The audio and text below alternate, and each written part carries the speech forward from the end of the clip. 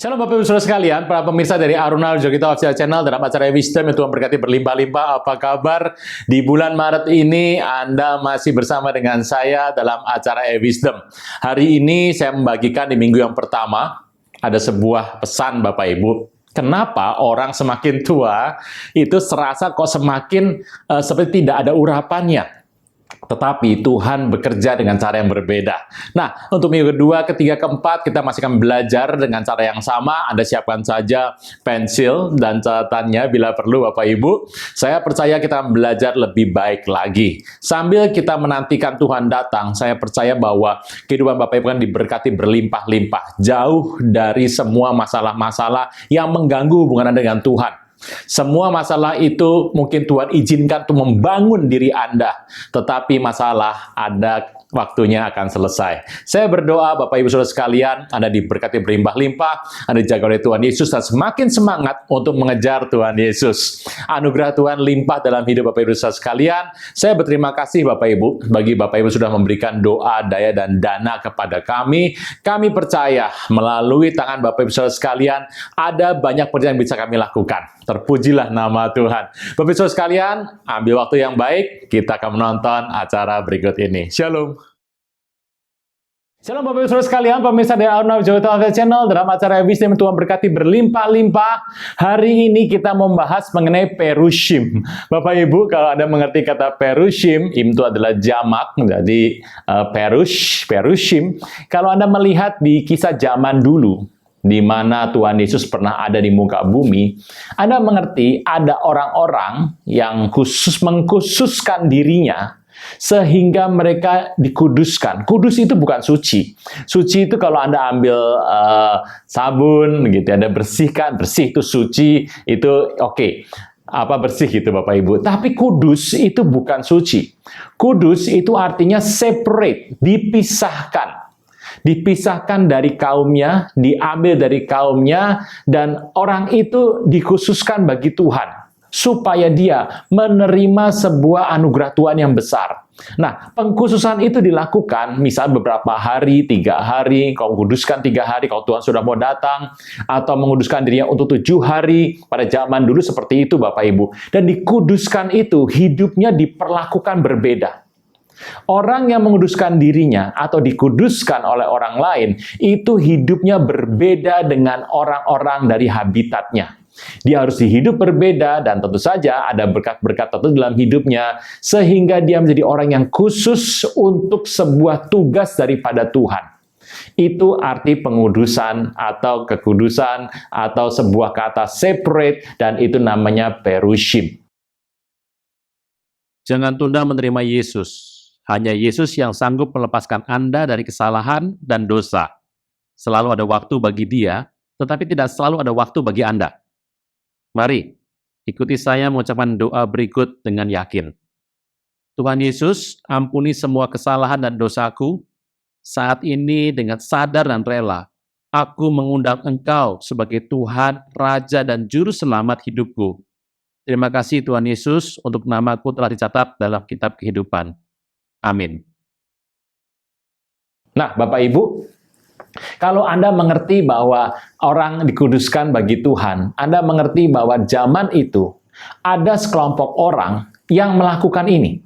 Mereka merasa bahwa hari itu sudah terlalu banyak orang-orang Romawi menjajah orang Yahudi, Bapak Ibu. Sehingga dunia ini sudah dikotori orang-orang Romawi. Tidak ada lagi hadirat Tuhan di sana. Tidak banyak lagi perkara yang Tuhan buat di sana. Apa yang mereka buat, mereka khususkan diri mereka. Kemudian mereka mulai menyendiri, memisahkan diri dari dunia. Anggap dunia itu adalah salah dan dosa. Mereka tidak mau gabung dengan dunia. Mereka berkumpul, mereka berdoa, mereka membaca Taurat, firman Tuhan, dan mereka mencari detail-detail dan menambahkan ini artinya begini, itu artinya begitu. Sehingga mereka membuat sebuah arti yang lebih umum bagi jemaat.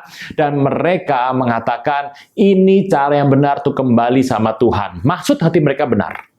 Mereka menguduskan hidup mereka untuk menerima anugerah daripada Tuhan, untuk mengerti Tuhan, untuk berjalan sesuai kehendak Tuhan, dan hidup mereka itu pada mulanya adalah benar. Tapi Bapak Ibu, kalau Anda melihat Satu ketika mereka lakukan itu, mereka lakukan ini terus-menerus dan lama-lama mereka mulai memandang rendah orang lain. Satu ketika Bapak Ibu kalau Anda melihat di sebuah kitab, kita buka kitab Yesaya 57 ayat 15, saya bacakan bagi Bapak Ibu Saudara sekalian. Beginilah firman yang maha tinggi, yang maha mulia, yang bersemayam untuk selamanya dan maha kudus namanya.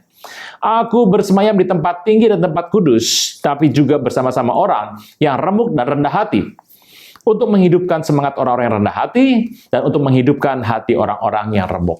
Tuhan itu mementingkan sebuah persekutuan bersama orang remuk hatinya. Orang Perusim ini awalnya seperti itu. Tetapi hari mereka ikut Tuhan, satu hari mereka mulai mengambil jarak dengan orang lain, mengambil jarak dengan dunia. Pada intinya itu benar, tapi lama-lama, lambat laun, apa yang mereka buat menjadi semakin runcing dan semakin runcing dan semakin runcing. Bapak Ibu, apa yang terjadi? Satu ketika kalau Anda membaca dalam firman Tuhan di kitab Perjanjian Baru, dia berkata bahwa orang-orang ini suka berjalan di tengah tikungan-tikungan jalan, di bangku-bangku depan, mereka berdiri dengan berdoa dan mengatakan, Tuhan aku bersyukur aku tidak seperti orang itu. Aku tidak mengut cukai, aku tidak kepelacuran, aku hidupku benar untuk Tuhan, dan dia mengucapkan doa itu dengan penuh keberanian. Bapak Ibu, satu hal yang penting. Hari itu, mereka anggap orang-orang sudah menjadi salah. Orang yang salah, orang warga kelas 2, warga orang yang tidak akan melihat Tuhan, dan mereka mulai tidak bisa membedakan siapakah mereka dibandingkan dengan orang lain. Waktu itu menjadi terpisah. Hari itu, kesombongan mulai muncul. Yang tadinya righteous, kebenaran, berganti menjadi sebuah keyakinan atas diri sendiri. Firman Tuhan berkata bahwa orang-orang ini jatuh dalam dosa, kesombongan. Mereka menganggap orang-orang yang salah, menganggap orang-orang tidak benar. Apalagi hari itu orang Romawi sedang menjajah orang Yahudi. Mereka anggap keluarga Saduki juga tidak benar. Mereka katakan Saduki itu salah. Dari Saduki adalah kelompok daripada imam besar belajar dari situ. Dia katakan Saduki salah dan hanya mereka yang benar. Orang Perusim ini, kalau Anda mengerti kata Farisis itu adalah Perusim. Bapak Ibu, orang Farisi itulah yang Tuhan katakan dalam kisah ini. Orang Farisi tidak bersekutu orang yang ada di muka bumi, dia hanya berbuat diri mereka sendiri, dan dia mencatat, mencari tahu dari firman Tuhan, siapakah Tuhan Yesus. Mereka mengatakan Tuhan Yesus berasal dari Nazaret. Kita tahu Tuhan Yesus dari Bethlehem, Bapak Ibu, tapi tidak ada suratnya waktu itu kan. Mereka mencari dan katakan tidak mungkin ada seorang yang hebat yang berasal dari Nazaret. Atas dasar itu mereka mengatakan ini pasti orang yang salah.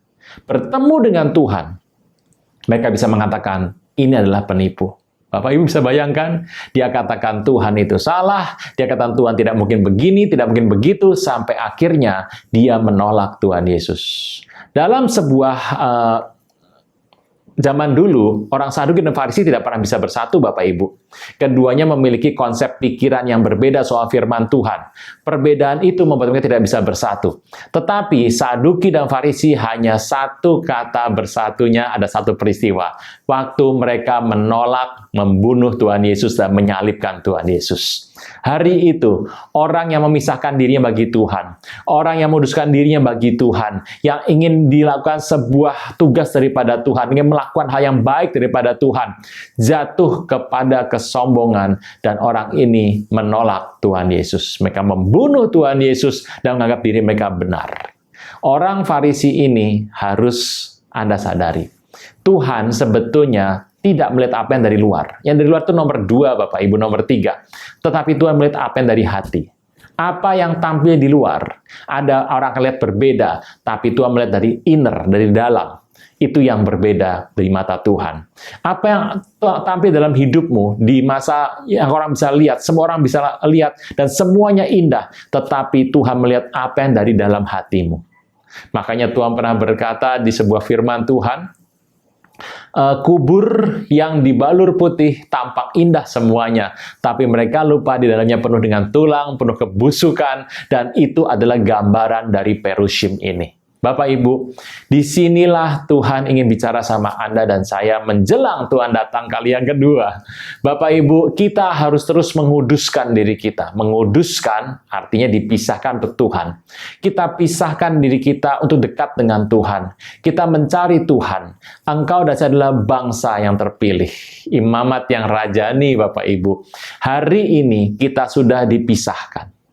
Orang dipisahkan, berkatnya pasti berbeda. Orang dipisahkan, anugerahnya pasti berbeda. Orang dipisahkan dalam hidup ini untuk Tuhan, semua yang dia alami akan berasal daripada Tuhan dan itu berbeda dengan orang-orang di muka bumi.